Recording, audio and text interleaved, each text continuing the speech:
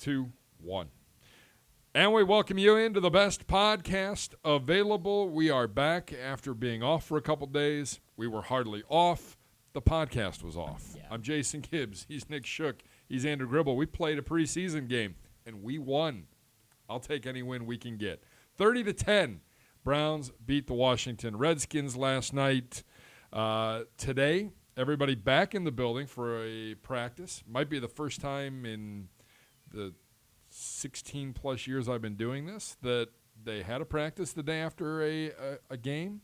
You know, a couple college teams I covered used to do this. Really? It wasn't open to media or anything like that, but some teams, I think it was Auburn when I covered Auburn, they used to like to get back on the field the day after a game, real game, like not even preseason game. I think they would just go through some stuff for about an hour or two and then have some media availability after it, and then they would be off on Monday and then resume their schedule on Tuesday.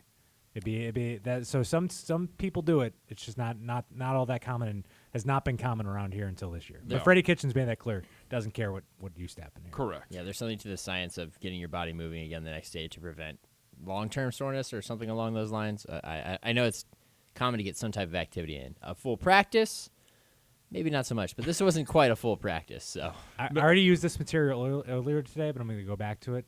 I call this the hair of the dog theory.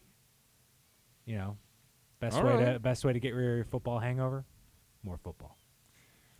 Could use a little breather. Freddie, we could have used a little breather. We, not necessarily you guys, but they did get some work in, and we'll quickly touch on that here in just a few moments. Obviously, though, the news of the day, and that is the suspension of Antonio Callaway. Suspended without pay for the first 4 games of the 2019 regular season for violating the NFL's policy and program on substances of abuse. Callaway, who definitely didn't win anybody over when he first came to camp, but has since played and practiced very well in the last week and a half.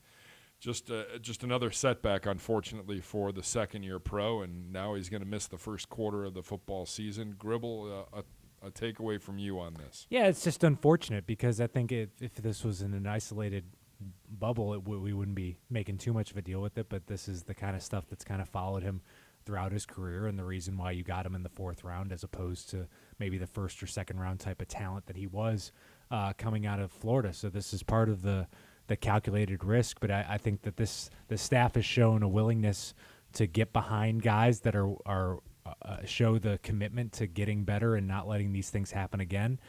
And now it really is. It's all about actions. I mean, it's from a football standpoint, it's a pretty significant loss, not a devastating one because you have Odell Beckham and Jarvis Landry and Rashard Higgins and names of many others receivers on the team. You'll be fine from a football standpoint. You'd love to have him. He's a talented player, and really it's just hurting himself. I mean, I think he understands that, and hopefully when Week 5 comes around, he's got head on straight and narrow and ready to contribute to the team because they'll find ways to use him. There's a section of football Twitter that loves to harp on Antonio Callaway's potential as a number 1 receiver in terms of talent, and I think we see flashes of that. We've definitely seen it at times in camp, especially when he runs with the twos. He's clearly the best option on the field, and he's made some plays. He made some plays last night.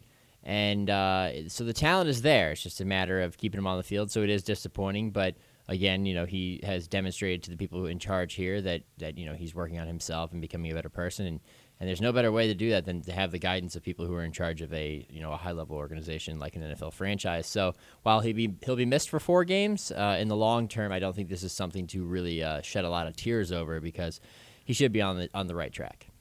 2 years ago, this story would have been huge. Massive. This would have been big news in this building. We would have been going, what are we going to do at wide receiver? Right. And right now, I mean, there are 7 or 8 guys competing for spots, and now there's an extra spot open because of the suspension for the first 4 games. You look at it and you just go, wow, how far have we come? I mean, we went through this once before with another guy, and let's hope it's not to that level. But it's amazing, and it just speaks to the depth and the building job that John Dorsey has done, that this isn't a bigger story. Right. I mean, this is when you look at this obviously hurts the Browns, but this hurts Antonio Callaway more. A couple years ago, this might have been, this hurts the Browns more than it hurts that individual player. And I think we just watched a team yesterday with the starting quarterback under center with Derek Willis, Rashard Higgins, and Jalen Strong march down the field like it was Oklahoma. I mean, like that's what we saw. So from Callaway's perspective, that's what he's missing out on. He's missing out on 4 games to be able to produce in that kind of offense. And obviously it can't get stated enough. 4 games with no paycheck. I mean, that'll if that doesn't wake you up, not much else is going to. So it's tough. But I think hopefully 4 games is not, it's a quarter of the season, obviously, but you want to be in, just make it so he's in a great position to succeed in week 5 when you go to San Francisco Monday night. That'll hurt him in the pocketbook, but it'll also open at least a temporary quarter of the season spot for potentially another guy to make the roster, because you know that when you narrow down that 53-man roster, Antonio Callaway is going to be on the suspended list. So you've got another spot open, which means another spot is open for these guys who are battling at the bottom half of the wide receiver depth chart to attempt to win a job. And right now, guys like Jalen Strong, guys like Derek Willis, Ishmael Hyman, they should all be a little perked up, because guess what? It might not mean a job for the whole year, but it's rare that you guarantee that in this league. It's a job for 4 games. It's an NFL paycheck for 4 games. Yep.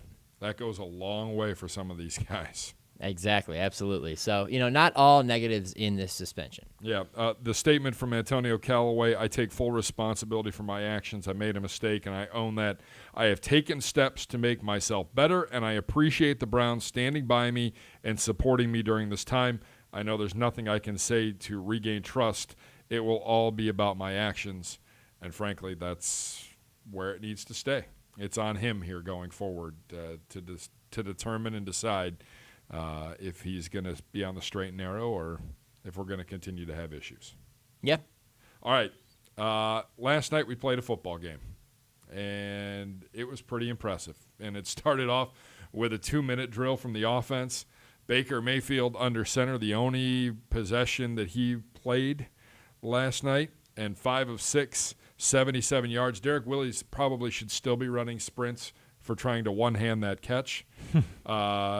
The only thing that kept it from being a perfect march right down the field, 2-minute drill, Hollywood Higgins with a 24-yard touchdown. Thank you, Baker, for your service. Enjoy the rest of your night off. Pretty impressive without Odell, without Jarvis Landry. Obviously, Washington didn't have a couple of their defensive guys, but a pretty impressive quick peek into that offense and what it's going to be for the fans in attendance. Well, it was just another example of Freddie Kitchens catching a team flat-footed. I mean, that's what happens. I mean, even though it ended in an interception, when he broke out the wishbone against the Falcons had no idea what was going on.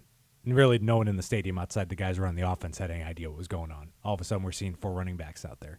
He's done this a number of times. He likes to keep other teams guessing, throw that wrinkle out there. And I think it showed us what we've been saying for a while watching Baker in camp. He looks so much, I wouldn't say more comfortable, but there's like an extra level of Baker when he's in a 2-minute offense. It just works. It's the way he's done it in college. Everything just flows very well. And again, I asked Rashard after the game, I was like, what does it say about you guys that you did all this without Jarvis and Odell? He's like, it's scary, right? And that's the message that was kind of sent last night. Even though it's a preseason game, it just that's the one takeaway you want to see happen is your first team groups do well, and that's what we saw last night. Yeah, it's commonly said that there's 2 types of people. There's people who wilt in moments of adversity and those who rise to the occasion. And I think Phil Dawson talked about this last week when he was in here on the BPA, and honestly, I think Baker is that guy. Baker is the guy who, adversity created by a faster pace might make some guys uncomfortable, inaccurate. He thrives. He absolutely thrives in it. It makes me wonder, when you talk about the different things that Freddie Kitchens has done in his short time running the offense with Baker Mayfield, with having Baker Mayfield at quarterback and the potential that he has and also what he's already demonstrated and where he could go, if you have that guy and you pair him with someone like Freddie Kitchens, it makes me wonder, will he ever stop catching defenses flat-footed? Because ideally, you'd say, yeah, eventually get a big enough book, enough tape that somebody's going to be prepared for something, but at the same time, you don't want to be a Sean McVay going into the Super Bowl and watch too much tape and flood your brain with information. So I think that's a weapon that a lot of people probably haven't considered in this pairing of Baker Mayfield and Freddie Kitchens. Because you have the guy at quarterback and you have a good rapport with him, a good relationship, and you can trust him, you can do whatever you want offensively. And we could see things like this from this offense all year, which makes them that much more dangerous than they already are. Well, and I look at it, There are days Baker doesn't look as crisp at practice.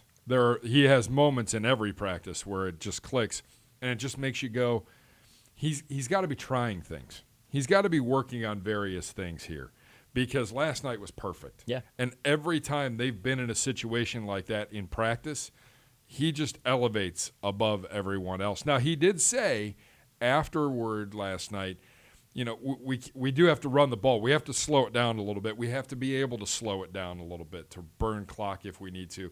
And for one other big reason, maybe to keep your defense from being completely exhausted by halftime.